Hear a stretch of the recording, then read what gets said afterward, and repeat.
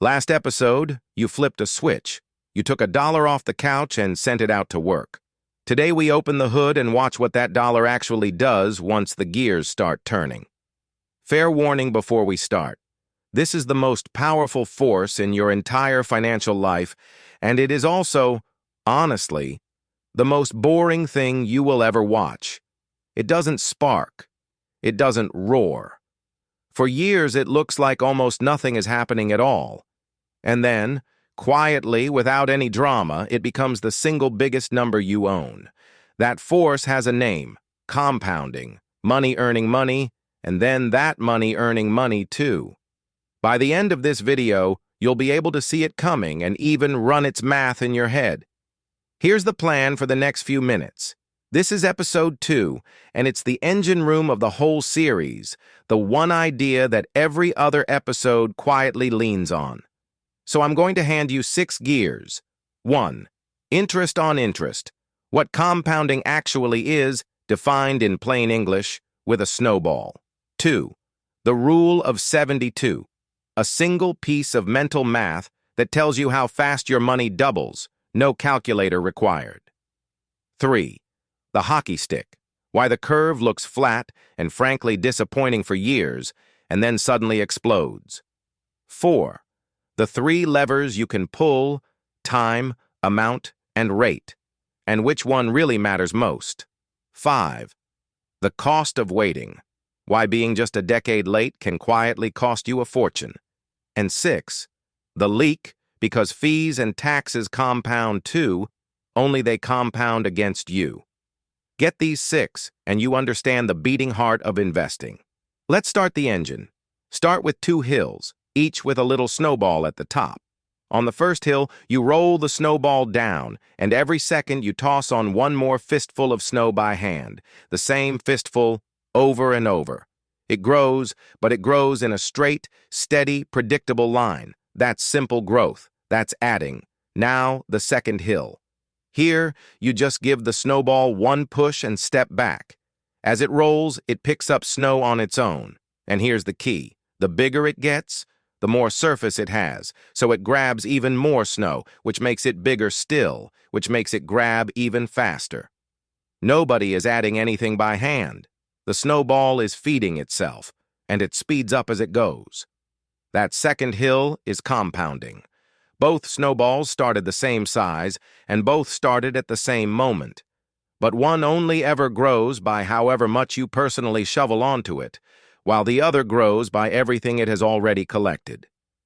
The gap between where those 2 snowballs finish, at the bottom of the hill, is the entire reason this series exists. And it's a gap that gets wider the longer the hill runs. Let me make that concrete, and let me be honest with you up front.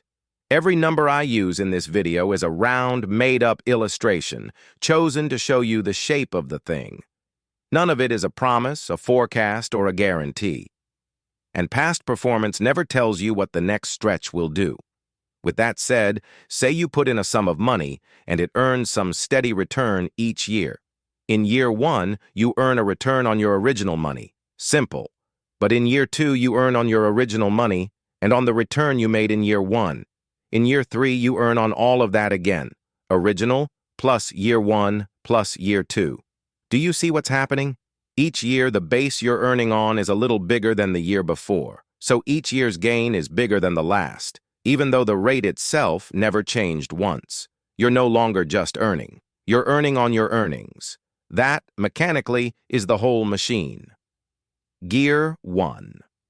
Compounding is simply this: earning a return on your past returns. Let's build it slowly with round, pretend numbers, just to watch the shape appear. Say you invest $100, and for the sake of the example, it grows 10% in its first year. 10% of 100 is $10, so you now have 110. Easy. But here is exactly where most people's gut instinct quietly breaks. In the second year, you do not earn 10% on your original 100. You earn it on the whole 110. So this year's gain is $11, not 10. That one extra dollar, the dollar you earned on last year's earnings, that little guy is compounding. and I know how unimpressive he looks. $1. It reads like a rounding error, the kind of thing you'd never bother to notice. But watch him multiply. The next year, you earn on 121. The year after, on 133. And every single year, the amount you earn gets a little bigger than the year before did. Automatically, forever, without you adding a cent or lifting a finger. Your earnings go out and hire more earnings, and those earnings hire more still. That is the snowball, defined. It arrives one boring dollar at a time, and then eventually all at once. Gear 2. And this one is a genuine party trick you'll use for the rest of your life. It's called the Rule of 72, and it lets you do compounding math in your head. No calculator, no spreadsheet, no app. Here's the entire rule. Take the number 72, divide it by your yearly return written as a percent, and the answer is roughly how many years it takes your money to double. That's the whole thing. 72 divided by the rate equals years to double. Let's use it. At a return of around 7% a year, which is, very roughly, what a broad basket of stocks has returned over long stretches of history. And before you get excited, that came with gut-churning drops along the way and carries no guarantee whatsoever. 72 divided by 7 is about 10. So the money doubles roughly every 10 years. What about 9%? 72 over 9 is 8 years. 3%? 72 over 3 is 24 years. Painfully slow. Notice how much a few points of return changes the weight. Now flip it around, because this is the part that matters. Every doubling is your entire pile doing it all over again. 10,000 becomes 20, then 40, then 80, then 160. Notice that the jump from the third double to the fourth adds 80,000, while the very first double only added 10. Same money, same rule, but each doubling hauls a far bigger load than the one before it. The rule doesn't just tell you how fast your money grows, it shows you, in plain arithmetic, that squeezing out one more doubling is never ever a small thing, and that the doublings you reach late in the game are the ones that truly change your life. Gear 3, and this is the part that quietly fools almost everyone into quitting far too early. Compounding does not grow in a straight line. It grows in a curve, and for years, that curve looks broken. Picture the graph in your head. For a long stretch at the beginning, the line just crawls along near the bottom, barely peeling up off the floor. This is the danger zone, because this is where people give up. They stare at it and think, this is pointless, I've been doing this for years and it has barely moved. But here's what's actually going on underneath. The snowball is still small, so even though it's growing at the exact same rate the whole time, the real amount of snow it adds each year is small too, because a percentage of a small number is a small number. Then the doublings start to land. And because each doubling is larger than every doubling that came before it put together, the curve stops crawling, turns, and rockets almost straight up. The final handful of years can produce more growth than the first 2 decades combined. That shape is the hockey stick. And the crucial thing to burn into your memory is this. The flat part is not the machine failing. The flat part is the machine loading. The single most expensive mistake in all of investing is walking away during the boring years, right before the payoff they were quietly building. Gear 4. You have exactly 3 levers you can pull to make this machine bigger. How long you leave it running, how much money you put in, and the rate it earns. All 3 matter, but they do not matter equally, and the ranking catches people off guard. The most powerful lever, by a wide margin, is time. Why? Because time is the only lever that gets multiplied on itself. Every extra year isn't simply added on. It's another full turn of the compounding, another shot at a doubling stacked on top of all the doublings before it. The amount you invest matters too, and it's the lever you control most directly, so by all means feed the machine more when you can. But a bigger deposit, on its own, only grows in a straight line with itself. It doesn't bend the curve the way years do. And the rate of return? That's the lever everybody fixates on, chasing whatever's hot this year. And it's genuinely the one you control the least and can hurt yourself the most reaching for.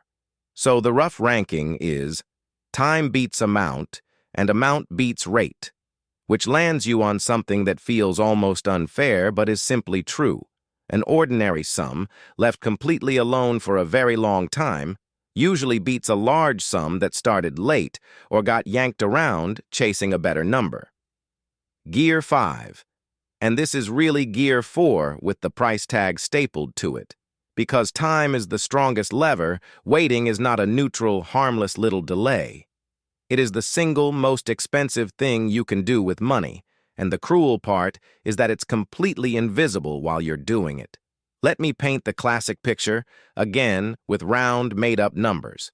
Two people, identical in every way, except one starts investing in their 20s and the other waits and starts in their 30s, just 10 years later, and that's the only difference. Now here's the twist. The early starter even stops adding new money at the point where the late starter is finally beginning. And still, decades later at the finish line, the one who started early is often dramatically ahead, sometimes so far ahead it genuinely looks like an error in the arithmetic. It isn't an error. It's simply that those first 10 years of dollars had the most runway, so they caught the most doublings.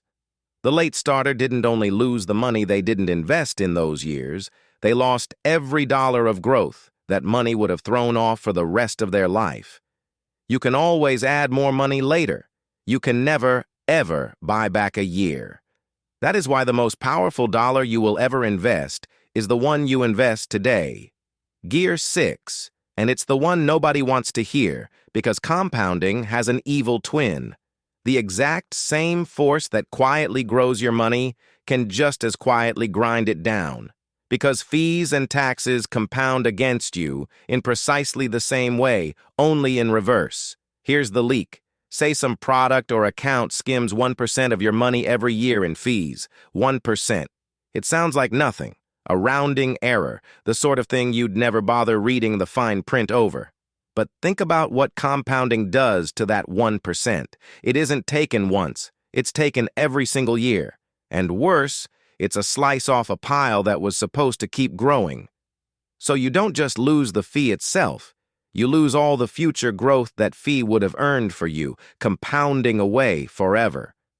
Run that same 1% leak across a few decades, and it can quietly swallow a startlingly large chunk of your final result.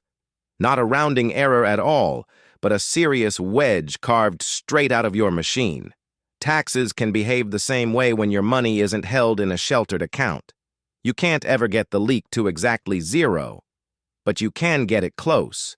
And keeping your costs low is one of the very few things in this entire game that you control completely. So how do you actually put this force on your side, starting now? The recipe is short, and like everything worth doing in this series, it is gloriously boring. In order, because the order matters. First, start today, not someday. Time is the strongest lever, and it only ticks one direction. The single most powerful dollar you will ever own is the one you can put to work right now. So the move is simply to begin with whatever amount you actually have. Second, then keep feeding it, automatically. Compounding rewards the dollars that stay in the longest, so set up a steady automatic contribution and let each new dollar start its own clock the moment it lands. Third, leave it alone through the flat years. The curve is supposed to look boring and pointless at the start. That's the machine loading, not the machine failing. The people who win are, honestly, just the ones who refuse to quit during the crawl. Fourth, keep the leak tiny. Hunt down fees and needless costs the way you'd hunt a slow leak in a tire, because they compound against you every bit as ruthlessly as growth compounds for you. And fifth, keep the rule of 72 in your back pocket. 72 divided by the rate, years to double, so you can feel the shape of the curve instead of guessing, and never again mistake the boring flat years for failure. That's the whole engine. Start now, feed it, leave it alone, plug the leaks, and know the math. You do not have to be a genius to get wealthy slowly. You just have to let a boring machine do the one thing it is astonishingly good at: running, uninterrupted, for a very long time. So tell me in the comments, what's the longest you have ever left money completely untouched? And be honest, could you have left it longer? Because that patience, far more than any clever pick, is the real engine here. This is education, not financial advice. Just the map, drawn as honestly as I can, so you can run your own machine and make your own call. Next time, we stop talking about the engine and start loading the fuel, stocks. What a share of a company actually is, why it's a tiny piece of a real business and not a lottery ticket, and how you can own a slice of the entire economy for about the price of lunch. I'll see you there.